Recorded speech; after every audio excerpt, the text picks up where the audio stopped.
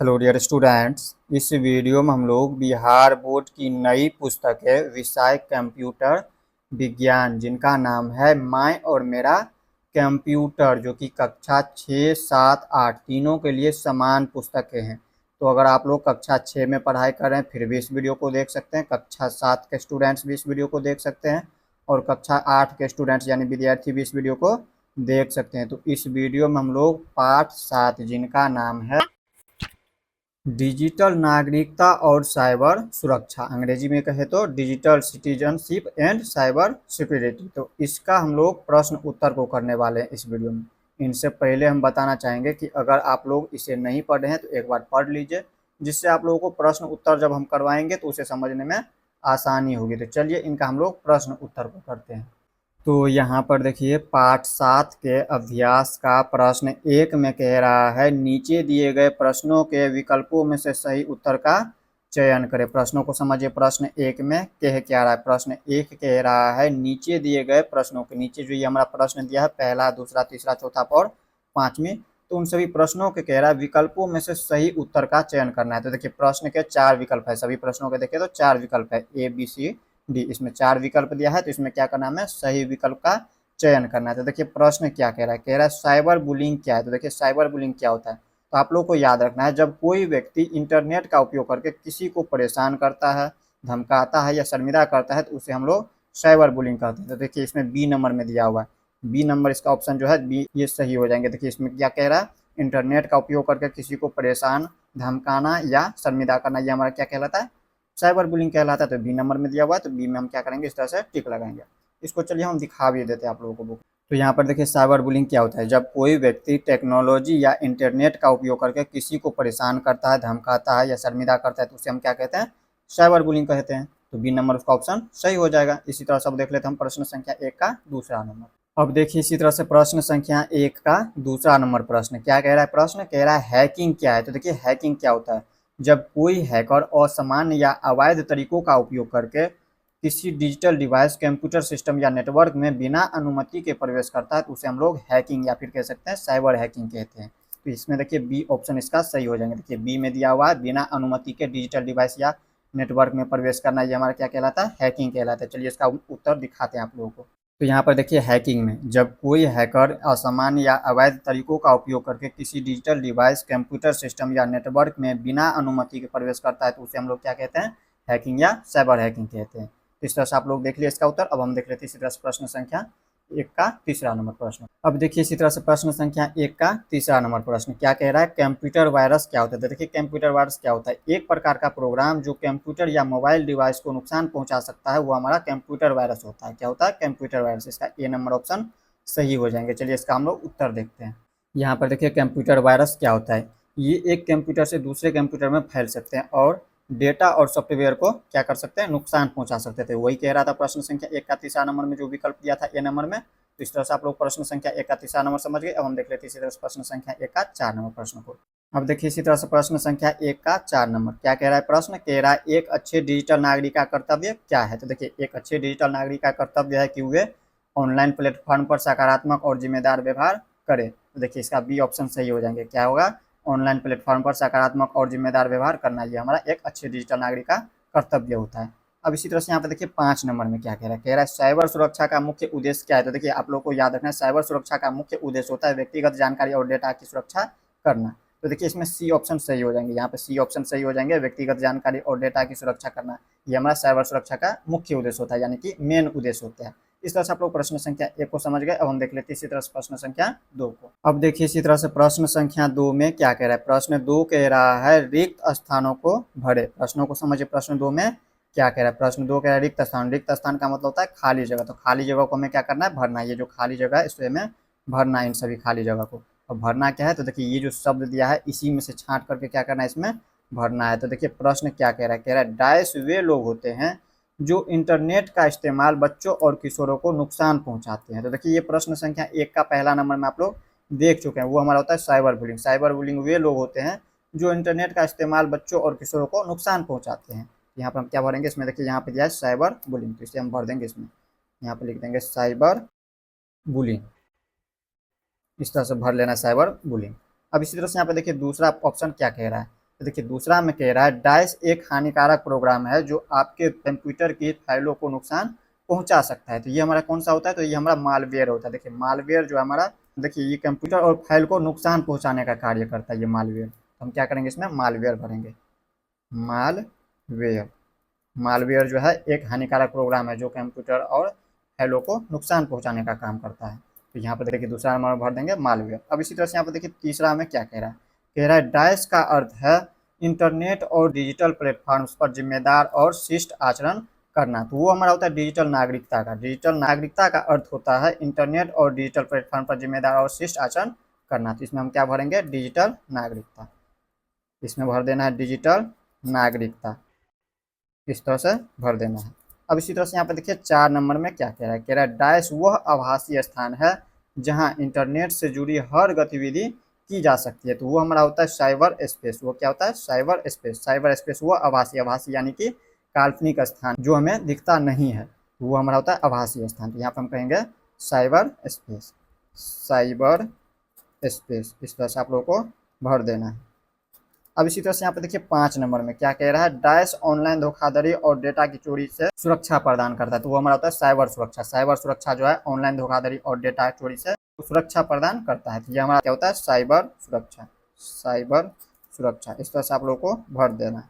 तो इस तरह से आप लोग प्रश्न संख्या 2 को समझ गए। अब हम देख लेते हैं इसी तरह से प्रश्न संख्या 3 को। अब देखिए इसी तरह से प्रश्न संख्या 3 में क्या कह रहा है। प्रश्न संख्या 3 कह रहा है सही कथन के सामने सही तथा गलत कथन के सामने गलत का चिन्ह लगाइए। प्रश्नों को समझिए। प्रश्न 3 में कह क्या रहा है, प्रश्न 3 कह रहा है सही कथन के सामने हमें सही का चिन्ह लगाना है और गलत कथन के सामने हमें क्या करना है, गलत का चिन्ह लगाना है। जैसे यहाँ पर देखिए प्रश्न संख्या 3 में देखिए तो 5 कथन दिया, पहला दूसरा तीसरा चौथा और ये 5वीं, ये सभी क्या कथन दिया। तो इसमें से जो कथन सही होगा उसके सामने हम क्या करेंगे, सही का चिन्ह लगाएंगे इस तरह से, और जो कथन गलत होगा उसके सामने हम क्या करेंगे, गलत का चिन्ह लगाएंगे। तो जैसे यहाँ पर देखिए प्रश्न संख्या 3 का पहला कथन क्या कह रहा है, कह रहा है अगर आप ऑनलाइन किसी चीज को लेकर उलझन में है तो तुरंत किसी वयस्क व्यक्ति से पूछें। यहाँ पर समझिए क्या कह रहा है, कथन कह रहा है अगर आप ऑनलाइन किसी चीज को लेकर उलझन में है, कहने का मतलब है कि आप लोगों को समझ नहीं है कि क्या करे क्या ना करे, तो तुरंत किसी वयस्क व्यक्ति से, वयस्क व्यक्ति यानी कि जो व्यक्ति इसके बारे में जानकार हो, जिसको इसके बारे में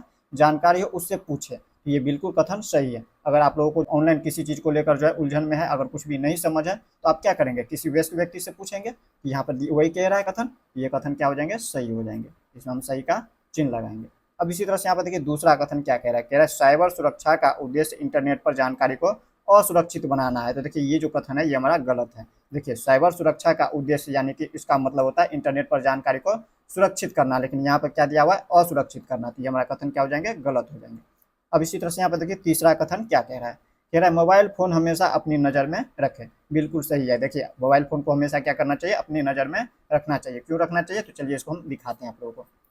तो यहाँ पर देखिए मोबाइल उपयोग करते समय सुरक्षा के सुझाव, यहाँ पे सुझाव दिया गया है। तो देखिए मोबाइल फोन हमेशा अपनी नज़र में रखें, ये सुझाव दे रहा है आप लोगों को। क्यों रखना चाहिए, तो देखिए इसका कारण, आपका फोन सुरक्षित रहेगा और किसी को भी उससे चोरी करने या छेड़छाड़ करने का मौका नहीं मिलेगा इससे। इसीलिए हमें क्या करना चाहिए, हमेशा फोन हमेशा अपने नज़र में रखना चाहिए। तो इस तरह से आप लोग समझ गए उस प्रश्न को। अब हम समझते हैं इनसे अगले प्रश्न को। अब देखिए इसी तरह से प्रश्न संख्या 3 का चौथा कथन क्या कह रहा है, अपनी व्यक्तिगत जानकारी ऑनलाइन साझा न करें। ये जो कथन है ये बिल्कुल सही है।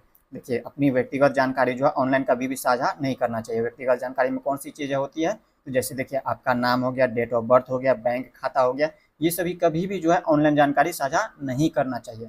अब इसी तरह से यहाँ पर देखिए 5वीं कथन क्या कह रहा है, एक मजबूत पासवर्ड में अक्षरों, अंकों और विशेष प्रतीकों का मिश्रण होना चाहिए। तो ये जो कथन है बिल्कुल सही है। देखिए एक मजबूत पासवर्ड बनाने के लिए जो है अक्षर भी होना चाहिए, उसमें अंक भी होना चाहिए और एक विशेष प्रकार का जैसे @ हो गया, हैशटैग हो गया, ये सभी का मिश्रण होना चाहिए पासवर्ड में।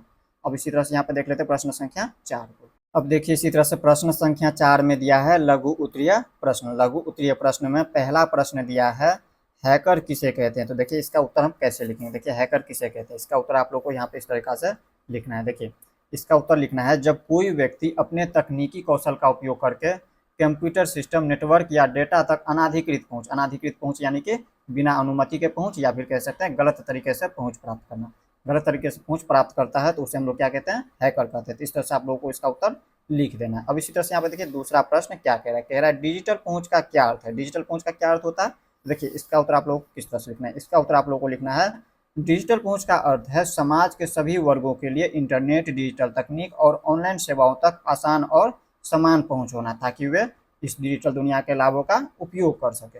अब इसी तरह से आप देखिए तीसरा प्रश्न, यहाँ पे तीसरा में क्या कह रहा है पहचान की चोरी क्या है। पहचान की चोरी क्या होता है, तो देखिए इसका उत्तर आप लोगों को किस तरह से लिखना है। यहाँ पे देखिए इसका उत्तर आप लोगों को लिखना है पहचान की चोरी क्या है में, पहचान की चोरी तब होती है जब कोई व्यक्ति अपनी व्यक्तिगत जानकारी, जैसे हो गया नाम, पता, बैंक की जानकारी का उपयोग करके धोखाधड़ी या अन्य अपराध करता है। तो ये हमारा क्या कहलाता है, पहचान की चोरी कहलाता है। देखिए इसी तरह से यहाँ पे देखिए चौथा प्रश्न क्या कह रहा है। चौथा प्रश्न कह रहा है साइबर बुलिंग किसे कहते हैं। तो देखिए साइबर बुलिंग किसे कहते हैं, देखिए इसका उत्तर आप लोगों को इस तरह से लिख देना है, जब कोई व्यक्ति टेक्नोलॉजी या इंटरनेट का उपयोग करके किसी को परेशान करता है, धमकाता है या शर्मिंदा करता है, तो उसे हम लोग क्या कहते हैं, साइबर बुलिंग कहते हैं। तो इस तरह से इसका उत्तर आप लोगों को लिख देना है। अब इसी तरह से यहाँ पे देखिए प्रश्न संख्या 4 का 5वां नंबर प्रश्न क्या कह रहा है, साइबर सुरक्षा क्यों महत्वपूर्ण है। साइबर सुरक्षा क्यों महत्वपूर्ण है, तो इसका उत्तर आप लोगों को लिख देना है इस तरह से। यहाँ पे देखिए साइबर सुरक्षा क्यों महत्वपूर्ण है, तो इसका उत्तर आप लोगों को लिखना है, साइबर सुरक्षा इसलिए महत्वपूर्ण है क्योंकि कंप्यूटर सिस्टम, नेटवर्क और ऑनलाइन डेटा को अनाधिकृत पहुंच यानी कि गलत तरीके से पहुंच, हमलों या क्षति से बचाने के लिए कार्य करता है। तो इस तरह से इसका उत्तर आप लोग को लिख देना है। तो इस तरह से आप लोग प्रश्न संख्या 4 को समझ गए। अब हम देख लेते हैं इसी तरह से प्रश्न संख्या 4 के बाद 5 नंबर में। देखिए 5 नंबर में दिया है दीर्घ उत्तरीय प्रश्न। दीर्घ उत्तरीय प्रश्न में 2 प्रश्न दिया। देखिए पहला प्रश्न क्या कहला है, सबसे पहले पहला को समझते हैं। कह रहा है डिजिटल साक्षरता क्या है और यह क्यों महत्वपूर्ण है। तो देखिए इसका उत्तर आप लोगों को किस तरह से लिखना है। देखिए सबसे पहले तो हमें ये बताना है कि डिजिटल साक्षरता क्या है और इसके बाद हमें बताना है कि यह क्यों महत्वपूर्ण है। तो देखिए इसका उत्तर आप लोगों को कैसे लिखना है। तो देखिए इसका उत्तर हमने यहाँ पर लिखा हुआ है, डिजिटल साक्षरता डिजिटल तकनीकों, उपकरणों और सूचनाओं को समझने, उपयोग करने और बनाने की क्षमता है। तो इस तरह से ये इसका उत्तर हो गया यहाँ तक का। अब इसके बाद आगे क्या कह रहा है, यह महत्वपूर्ण क्यों है, ये आप लोगों को बताना है। तो देखिए इसका उत्तर आप लोगों को लिखना है, यह इसलिए महत्वपूर्ण है क्योंकि यह हमें ऑनलाइन जानकारी खोजने, उसका मूल्यांकन करने, संवाद करने और डिजिटल दुनिया में सुरक्षित व प्रभावी ढंग से रहने में सक्षम बनाती है। इस तरह से आप लोगों को इसका उत्तर लिख देना है। तो इस तरह से हमने यहाँ पे लिखा हुआ। अब इसी तरह से यहाँ पर देख लेते हैं प्रश्न संख्या 5 का दूसरा नंबर प्रश्न। देखिए दूसरा नंबर प्रश्न क्या कह रहा है, कह रहा है साइबर सुरक्षा क्या है। इसके बाद आगे कह रहा है इसके मुख्य खतरे और सुरक्षा के उपाय क्या है। देखिए प्रश्न को समझिए। प्रश्न सबसे पहले हमें बताना है कि साइबर सुरक्षा क्या होता है, इसका उत्तर आप लोगों को बताना है। और इसके बाद देखिए इसके मुख्य खतरे, साइबर सुरक्षा के मुख्य खतरा और इसके बाद उसका सुरक्षा के उपाय को बताना है आप लोगों को। तो देखिए यहाँ पे इसका उत्तर कैसे लिखना है आप लोगों को, यहाँ पर आप लोगों को इसका उत्तर लिखना है। देखिए सबसे पहले हमें बताना इतना, साइबर सुरक्षा क्या है। तो देखिए इसका उत्तर लिखना है, साइबर सुरक्षा का अर्थ उन तरीकों और उपायों से है जिनका उपयोग कंप्यूटर सिस्टम, नेटवर्क और ऑनलाइन डेटा को अनाधिकृत पहुंच या हमलों या क्षति से बचाने के लिए किया जाता है। अब इसके बाद आगे क्या कह रहे हैं इसमें, इसके मुख्य खतरे, इसके मुख्य खतरे सबसे पहले बताना है, यानी कि साइबर सुरक्षा के खतरे।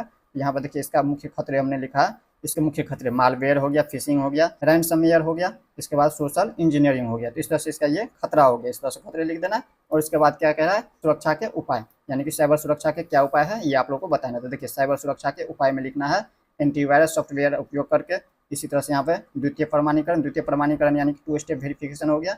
इसी तरह से यहाँ पे देखिए तीसरा दिया सुरक्षित वेबसाइट का उपयोग करना, और चौथा हमारा हो गया सॉफ्टवेयर अपडेट करके। तो इस तरह से आप लोग प्रश्न संख्या 5 का दूसरा नंबर प्रश्न को भी समझ गए। नेक्स्ट वीडियो में हम लोग इनसे आगे देखेंगे। तो मिलते हैं नेक्स्ट वीडियो में। जय हिंद।